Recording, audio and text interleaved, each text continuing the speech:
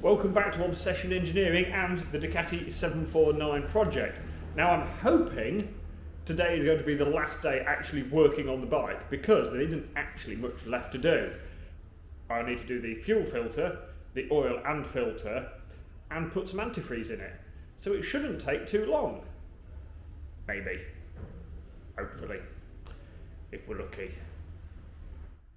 So while the workshop was a little noisier this morning, I fitted this side rear set, the fairing bracket that sits under there and all the bolts and bits that hold all of that together. Put the fairing bracket on the other side as well. So that is all of my plated bolts and fasteners and brackets and stuff all used up, which is excellent news because I had none left over, which is generally a bonus. So the next thing to do is to set the oil draining out of the bike. So there is obviously a sump plug down here. There is also an oil strainer here which I'm going to take out, and the big oil filter. The oil strainer hopefully will just be a case of giving it a bit of a clean and putting it back in.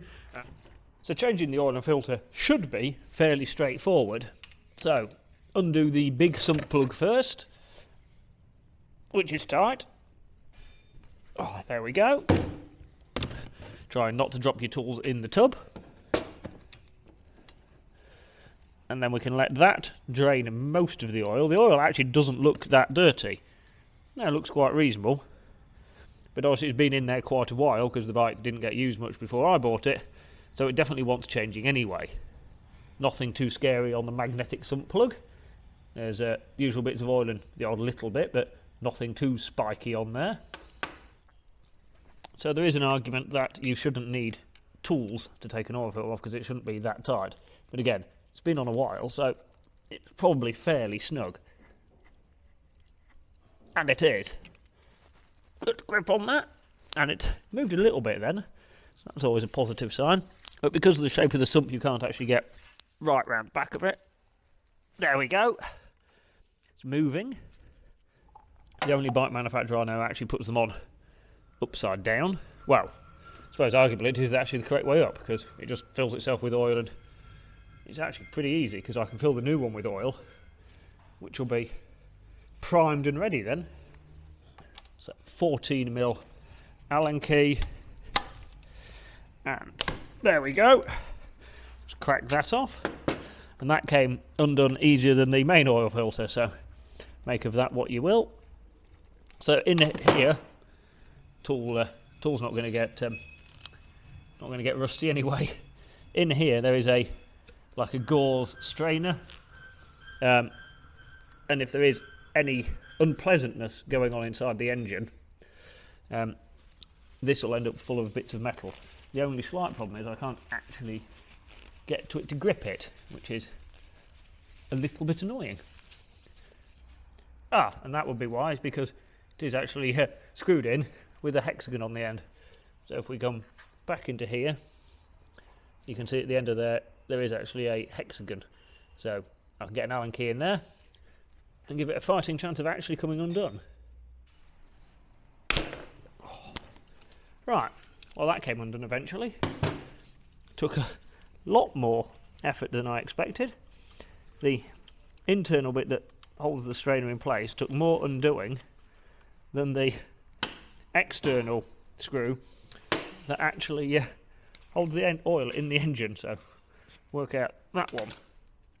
Right, and so taking that out, and that is relatively clear. There's a couple of little bits of dirt and debris on it, but no horrible bits of spiky metal. So we'll give that a thorough cleaning off with some brake cleaner, dry it out, and then pop it back in. So that's the strainer now nice and clean. I've basically blasted it with a load of brake cleaner and then got the airline on it, so that can go back in its hole. Might not do it up quite as tight as how it was before.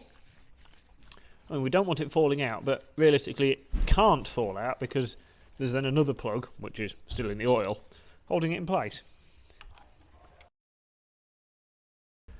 While the last dregs of oil are draining out of the engine, I'm going to change the fuel filter. So I have the fuel tank upside down, and all I need to do to begin with is undo these three nuts, and then hopefully I can drag the the fuel filter out. I was going to say oil filter out, that's not going to be a lot of use.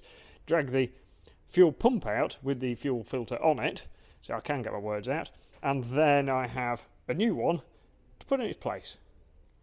So 3 jacking bolts in to the 3 holes on the pump. We'll give them a little tweak, and the pump's lifting up already. It started lifting up when I wound the first couple in by hand and then stuck because it was obviously going off on the angle. So that's looking pretty loose now.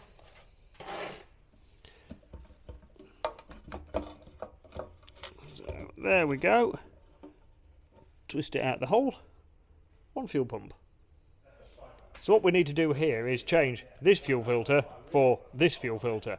Now, these fuel pumps on the 749s and 999s are notorious for breaking, and in the service schedule, the service history, this has been changed more than once, which is good, but I think it's worth changing it again because these are 26 quid, but considerably cheaper than putting a pump in it. And if you don't change it and it blocks up, it does kill the pump. So all I've got to do here is just basically get a little screwdriver or something in here and just prise these clips open a little bit. Swap that filter for that one, making sure we've got it the right way around. Squeeze these again with a pair of pliers and we are job done. So it turns out these old clips are actually quite difficult to get off. They didn't want to prise open very easily. So what I did was cut them off and put some new ones on because I'd found some on the shelf. So that is the fuel filter changed, it's screwed in place, and that is ready to go back in the tank. All I'm going to do is a smear of grease around the O-ring to keep that nice and fresh, and we'll slip it in the hole. With a nicely lubricated ring, it slipped in the hole ever so nicely. So that's in. I've just had a bit of a general clean around, and interestingly, this little sort of mat in here, which is, I assume, just for sound deadening, that was beginning to come apart at the seam, so I've glued that back together a bit, so that's rather more presentable, which means that fuel tank can go back on the bike. Which also means I need to go and find the seat, because the seat bolts to it. So the fuel tank is ready to go on, and what it does is it's got 2 prongs at the front that slide into these holes in the frame. So of course, because they're sliding in, we want them to slide in and out nice and easily, so we have lubed up these holes as well. I seem to be spending a lot of my day today fingering lube into holes. I mean, there's worse ways to go about things, isn't there? So I've got the tank mostly on, and I've got a piece of wood wedged under the back, so I've actually got room to get to the connectors. And we also have to connect the breather pipe that disappears down here that I was playing around with the other day when I sort of after I'd put the airbox and bits back together and put the radiator on, and it is somewhat awkward to get to because it's buried right down there, so I'm going to have to get me long nose pliers in there and see if I can actually wrangle the 2 ends together.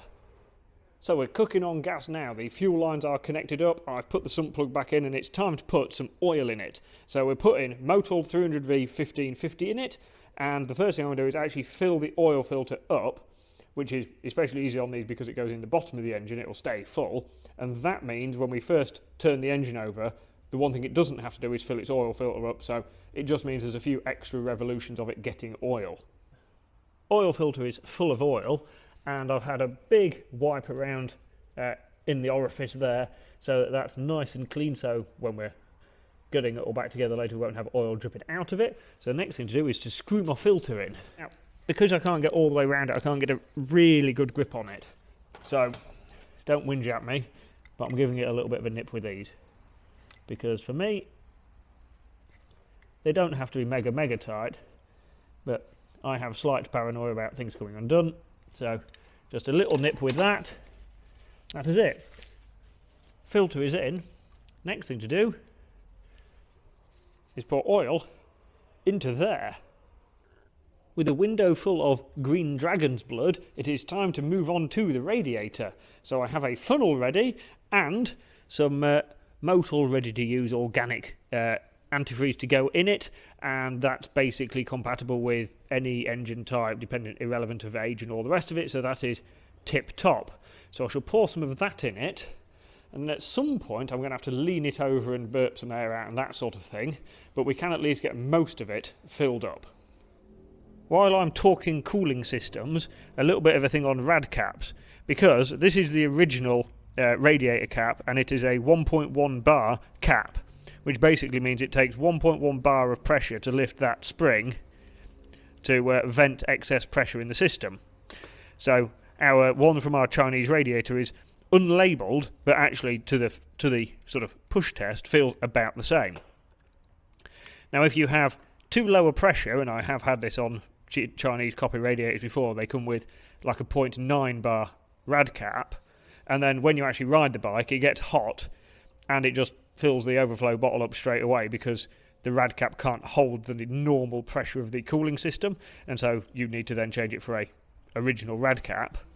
But if you have too high a pressure, at the point where it needs to let go of some pressure, it doesn't, and then you're in the risks of sort of risking gaskets and hoses and stuff like that. So it is always worth having the correct rad cap. I am actually going to run with the new Chinese one first, and if we have any water breathing issues, then I will revert back to the original. With oil and coolant in the bike, it is time not actually to start it because I've not connected the fuel pump up, but I am going to at least turn it over and try and get some oil around it and get the oil light to go out. So I did charge the battery up the other day, and hopefully it'll spin over relatively easily. Fingers crossed. Right. Kill switch on always helps. Let's see if there's actually moved any oil around. A little bit maybe, but not a vast amount. What I think we need to do on this is put a jumper battery on it, just get it spinning over a little bit more happily. Right, a little more juice in the battery, let's try that again. And the oil light goes off now, so that's handy. Alright, let's have a look down here. Yep, we've definitely sucked some oil around, so we'll give that a minute to settle, and then we'll top the oil up, and then we can take it off its paddock stands and try and get the water level right. The bike is now on its side stand. I've dribbled a little of extra antifreeze in it, and more importantly I've put petrol in it. So the question now is, will it live? Right, well, not first time apparently. Let's try that again.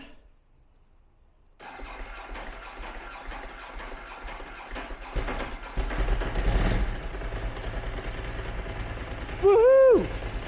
She's alive! Alive, I tell you! Makes noises like a Ducati. And I don't want to be touching the throttle and revving too much yet until it's got oil everywhere and got its antifreeze level set. So I'll just give that a minute. That's it. There is some charge going into it as well. I'm assuming that tells me it's not warm enough to thrash it yet.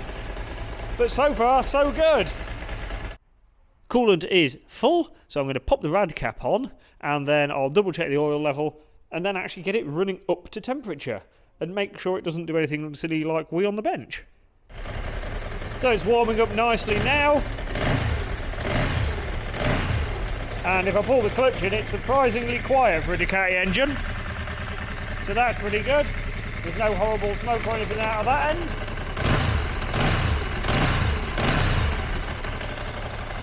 I'd say this is going pretty well. We were just getting up to temperature, thermostat open, that sort of malarkey, and as it's building pressure in the system, it's just beginning to weep out of one of these hose connections. I think it's because I've got the connection sort of right on the bend of the pipe, so I shall just let it cool down a little bit, and then I shall slacken off the Jubilee clip, move everything around a little bit, and get it all to reseat. Nothing major, just a little wee. I've rearranged the hose clip and we're nearly at fan on temperature. So, 97 degrees there, 98.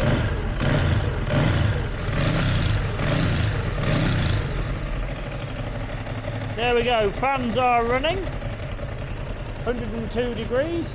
And what I'll do is I'll just let it run on and off the fans a couple of times, make sure everything's basically as hot as it should get. And then just keep an eye on any drips on the bench. But we're looking pretty good.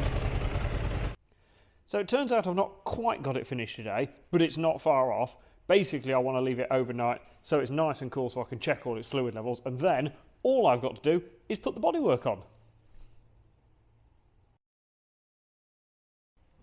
So it is the morning after, and I've already checked the fluid levels in the bike, and we are tip-top, all the way to the top. So literally the only thing left to do now is put bodywork on. Woohoo!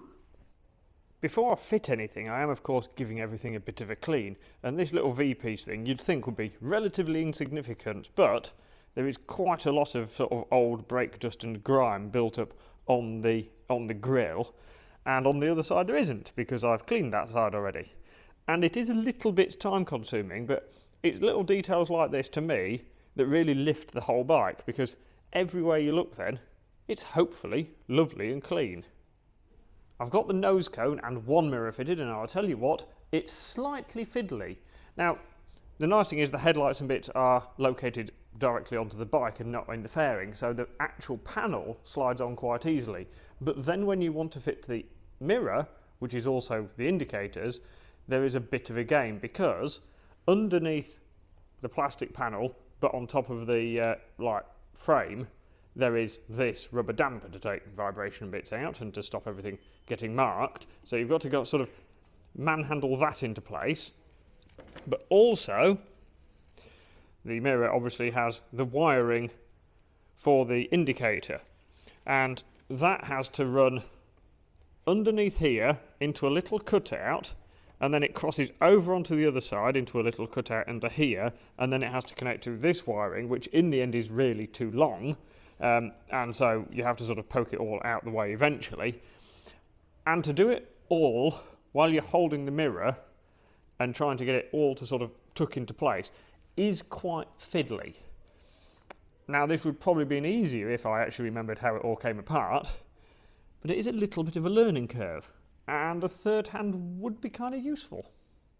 So after much faffing around, the mirrors and indicators are on, the indicators actually work, which is always worth testing, and the wiring is tucked away neatly to know it's not hanging down here or anything. So that is nose cone done.